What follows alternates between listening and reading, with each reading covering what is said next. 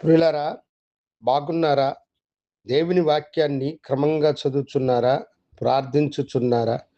నేటి ధ్యాన వాక్యము మత్తయి సువార్త 26వ అధ్యాయము 41వ వచనం. మీరు శోధనలో ప్రవేశించుకుంటున్నట్లు మెలకువగా ఉండి ప్రార్థన చేయుడి. ప్రభువు మనకు అనుగ్రహించేటువంటి ఒక గొప్ప ఆలోచన. ఈ లోకములో జీవించేటప్పుడు అనేకమైన శోధనల చేత మనము శోధింపబడుతూ ఉంటాం. దేవుడు ఎవరిని శోధించడు, కానీ సాతానుడు దేవుని బిడ్డలైన మనలను అనేక రీతులుగా శోధనలకు మనలను గురి చేస్తూ ఉంటాడు. అలాంటి శోధనలు మనలను సమీపించినప్పుడు మనము చేయవలసిన గొప్ప పని ఏమిటనగా ప్రార్థన. మీరు శోధనలోనికి ప్రవేశించుకున్నట్లు మెలకువగా ఉండి ప్రార్థన చేయుడి అని ప్రభు అంటూ ఉన్నారు. ఎంత గొప్ప సత్యపు మాట!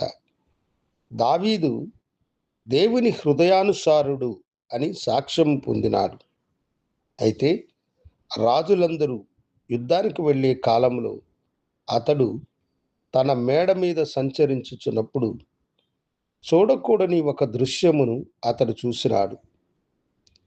తన నేత్రములను అతడు తిప్పుకోక స్నానమాడుచున్న ఆ పరస్త్రీని చూసి ఆమెను మోహించి ఆమెతో పాపము చేసి ఆ పాపాన్ని కప్పించుకోవడానికి స్వయాన ఆమె భర్తనే చంపిన నరహంతకుడైన మనుషుడుగా అతడు మారినాడు.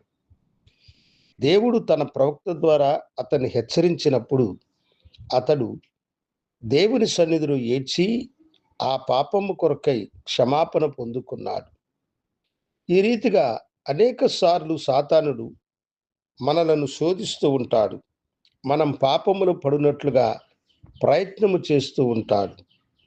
ఆ పాపమును మనము జయించాలంటే దేవుడిచ్చిన ఒకే ఆయుధము, మీరు శోధనలో ప్రవేశించుకున్నట్లు మెలకువ కలిగి ప్రార్థన చేయుడి. అప్పుడు దేవుడి సన్నిధిలో అనుదినము మనము ప్రార్థించవలసిన ప్రార్థన ఏమిటంటే, ప్రభువా, నా కనులను నేను కాపాడుకోవడానికి కృప చూపించండి. చూపుల ద్వారా చూసే దృశ్యాలకు నేను లోనై నేను పాపములో పడకుండా నన్ను కాపాడమని దేవుని సన్నిధిలో మనము ప్రార్థించినప్పుడు గొప్ప దేవుడు నీ ప్రార్థనను ఆలకించి నీవు శోధనలో పడకుండా ఆయన నిన్ను తప్పించి నిన్ను ఆశీర్వదించి నిన్ను దీవించువాడై ఉంటాడు. అవును, శోధనలో మనము పడకుండా ఉండాలంటే, శోధనలతో మీరు బాధింపబడకుండా ఉండాలంటే, శోధనలో పడి మీరు నశించిపోకుండా ఉండాలంటే దేవుడు ఇచ్చిన గొప్ప ఆయుధము ప్రార్థన. ప్రార్థనతో మనము శోధనలను జయించగలుగుతాం. ప్రార్థనల ద్వారా మనము శోధనలను వాటిని పక్కకు త్రోసి ధైర్యంగా విశ్వాసంతో మనము ముందుకి కొనసాగుతాం.